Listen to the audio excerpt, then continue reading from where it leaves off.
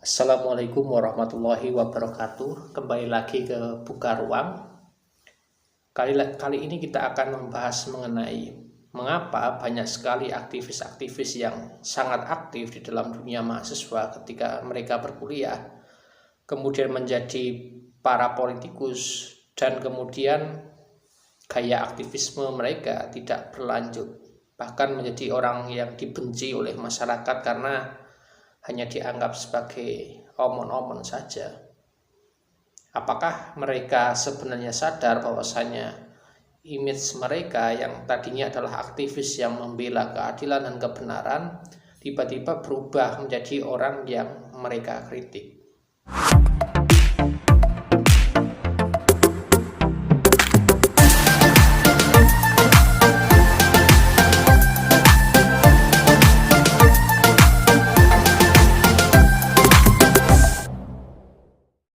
Dalam buku Edward Said tentang tugas seorang intelektual, menyatakan bahwasanya intelektual merupakan orang yang membela kebenaran dengan basis kecerdasan dan kepintaran yang dimiliki oleh orang tersebut.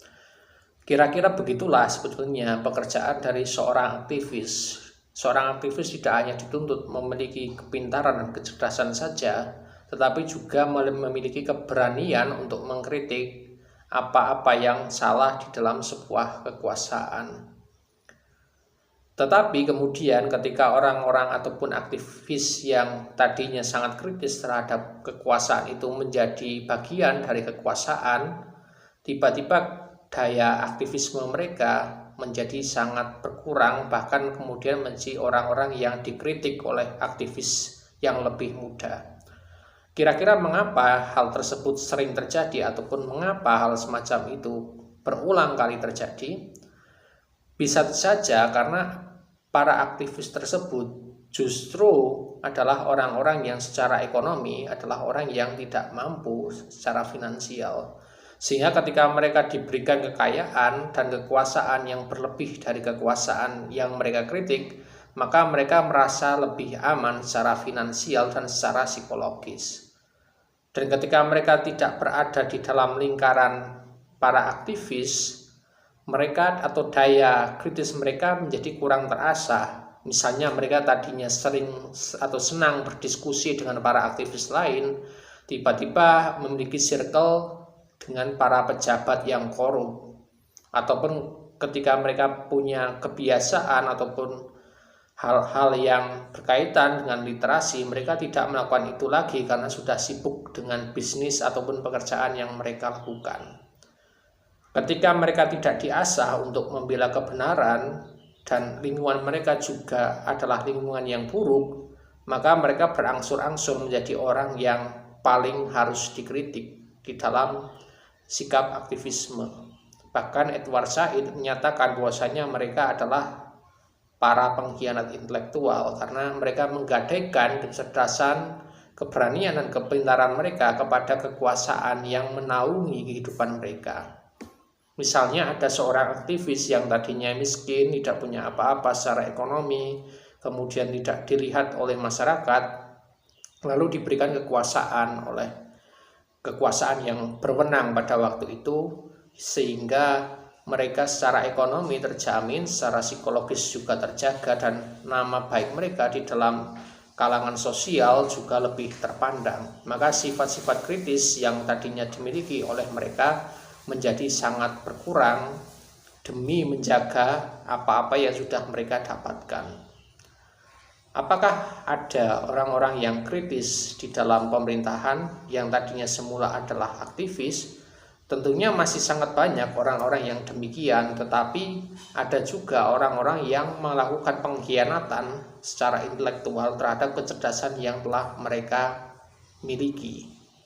Misalnya ketika orang-orang yang tidak memiliki kecerdasan bingung soal tender, maka orang-orang yang memiliki kecerdasan dan keberanian ini justru adalah orang pertama yang berani mengakali tender supaya keuntungan itu masuk ke dalam kantong pribadinya ataupun kantong di lingkungan pertemanannya. Inilah yang membuat banyak sekali aktivis-aktivis di Indonesia yang tadinya dikelulukan sebagai pembela kebenaran dan keadilan, justru menjadi orang yang paling dimusuhi ketika masuk ke dalam kekuasaan. Apakah ini salah kaderisasi ataupun salah di dalam ketika mereka berorganisasi dulu? Kemungkinan yang terjadi adalah mereka justru tidak terasah setelah mereka lulus. Karena itu banyak sekali aktivis-aktivis ataupun intelektual yang kemudian ketika keluar dari circle yang ideal bagi mereka berubah menjadi orang yang paling dikritik ataupun orang yang paling hina di dalam politik. Itulah yang kemudian menyebabkan banyak orang pesimis ketika misalnya ada seorang aktivis ataupun seorang intelektual yang sangat berani di masa lalunya kemudian masuk ke dalam politik, tiba-tiba kekritisannya ataupun daya nalarnya dan daya kritisnya tidak lagi seberani dulu. Jadi kalau misalnya kita lihat itu ada orang yang dulunya itu sangat gemar sekali mengkritik kebijakan pemerintah, dikit-dikit mengkritik, sedikit-sedikit mengkritik, tetapi ketika mereka masuk ke dalam kekuasaan, bahkan untuk berbicara ataupun ngobrol dengan temannya saja mereka sudah tidak berani mengkritik pemerintah, karena hal itu akan membahayakan posisi-posisi mereka. Apakah itu adalah sebuah kesalahan?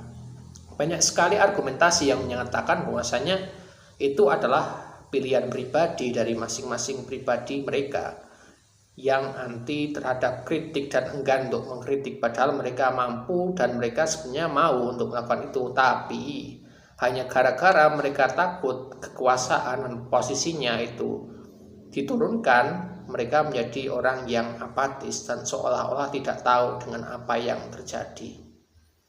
Itulah salah satu kerusakan demokrasi yang diakibatkan oleh para aktivis ataupun intelektual yang melakukan pengkhianatan intelektual terhadap kebenaran dan keadilan.